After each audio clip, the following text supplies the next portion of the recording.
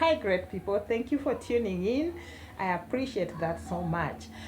For the ones who haven't subscribed, please take your time and subscribe to this channel so that we get to learn together. Today, I am discussing Education for Sustainable Development, E.S.D.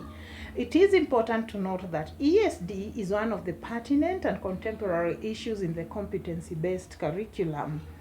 That's why it is very important to get to understand what it is and how to maybe incorporate it into your lessons. What then is E.S.D?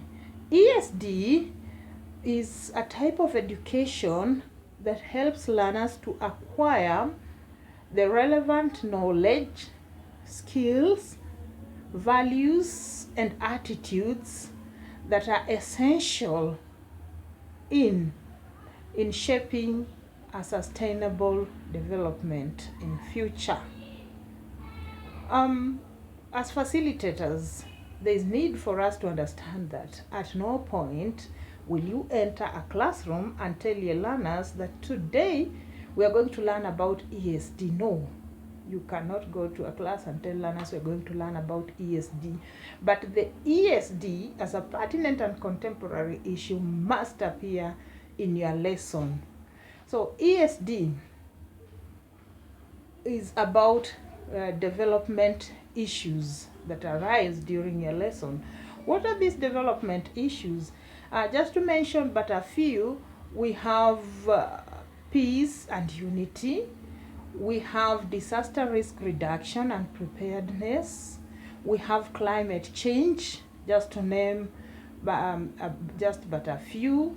We also have poverty reduction. So these are the development issues.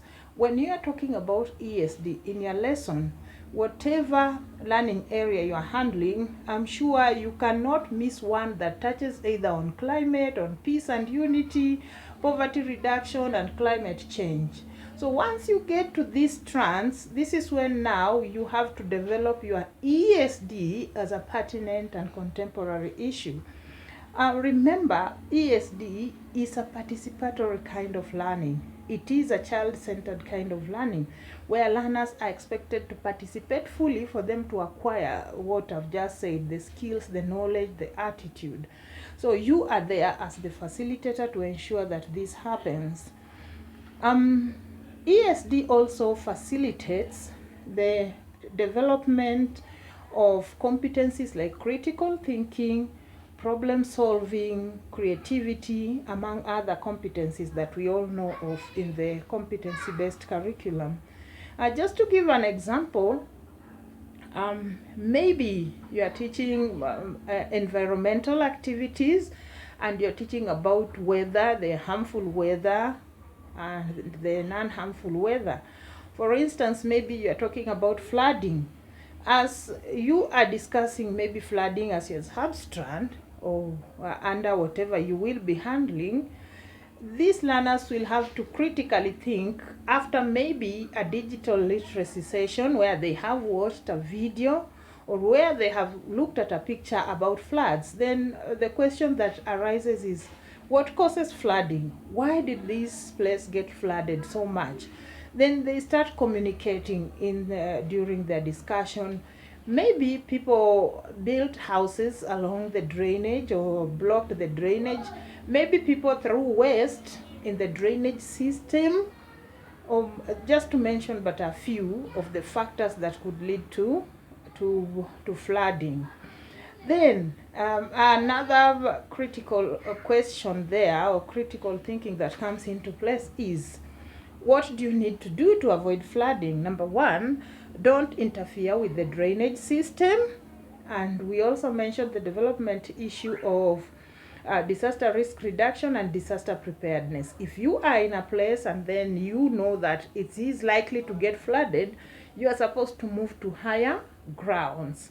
So you see, you will be talking about climate as your strand, but you have incorporated the issue of flooding into your lesson, into your strand, which means you'll have handled E.S.D. So E.S.D is a very, very critical, it's a very important pillar when it comes to the competency-based curriculum. It's only that you need to understand as a facilitator, get to understand what are these development issues that I need to tackle. You need to think widely and prepare before you go for the lesson. So when we talk of sustainable development simply means achieving your development goals using locally available resources. It's not an expensive undertaking. It doesn't have to cost so much to bring a lot of expenses to parents, to the school, and to the nation. So I want to believe that we have learned something when we talk of education for sustainable development, and we shall still tackle more. So stay tuned to this channel, ensure you subscribe and share this video so that we also get to share this knowledge. Thank you for your time. See you next time. Bye bye.